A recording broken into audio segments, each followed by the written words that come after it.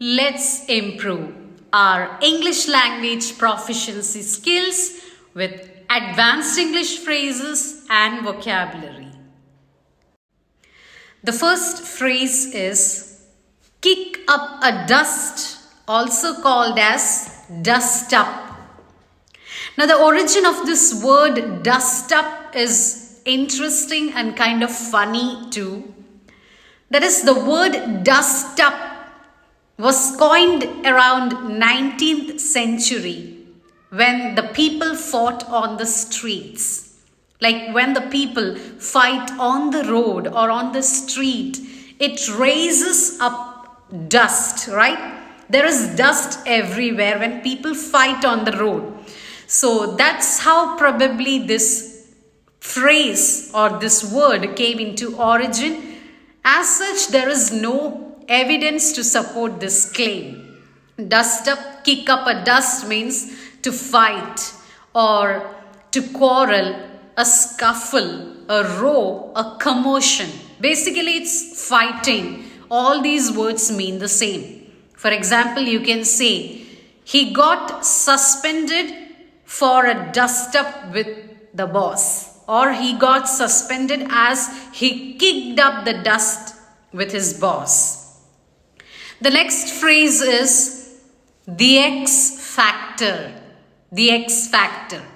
Now, the X factor means something that is special about a person or a thing which cannot be described in words. Okay, it's difficult to explain. It is mysterious. It is unknown. It cannot be explained or described in words. But there is something special about that person or thing which makes that person successful. For example, she is a great singer, but it is the X factor that won her the competition, which means there is something special or hard to explain about her.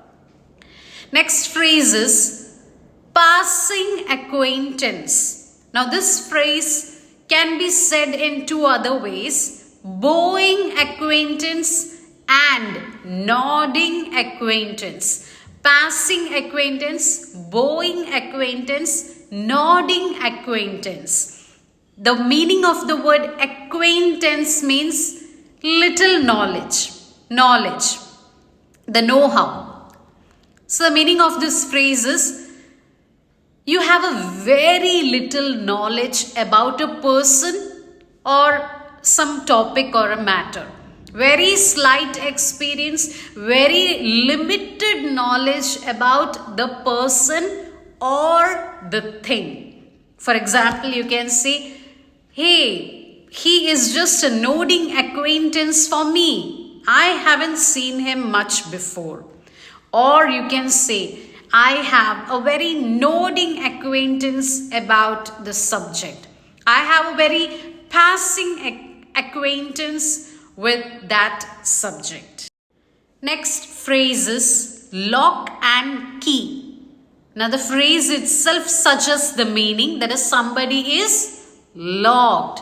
Somebody is in custody. And the lock and key means a criminal in jail. Somebody is arrested.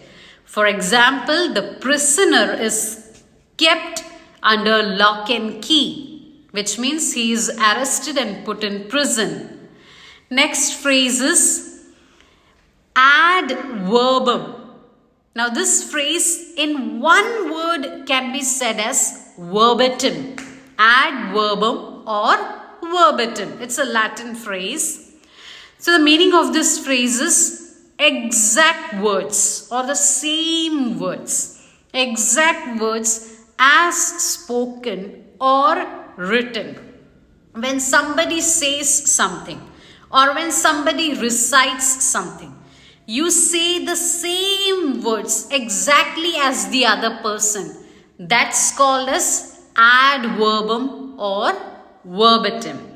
For example, the little girl recited the poem ad verbum or verbatim.